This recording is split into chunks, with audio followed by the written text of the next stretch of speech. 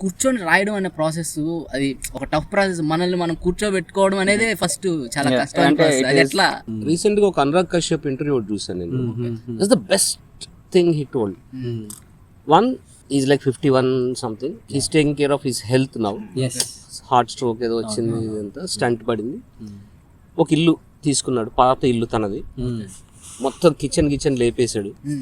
నా ఇంట్లో ఒకటే టేబుల్ ఉంటుంది, దట్ ఈస్ రైటింగ్ టేబుల్. ఏం రాసినా 10 స్క్రిప్ట్లు ఏం ఫినిష్ చేసా అన్నాడు. రోజు పేపర్ల కట్ట ముందు వేసుకుని కూర్చుంటాడంట, రాసినా రాయకపోయినా. ఆఫ్టర్ పాయింట్ ఓకే ఉంది కదా, యూ స్టార్ట్ రైటింగ్.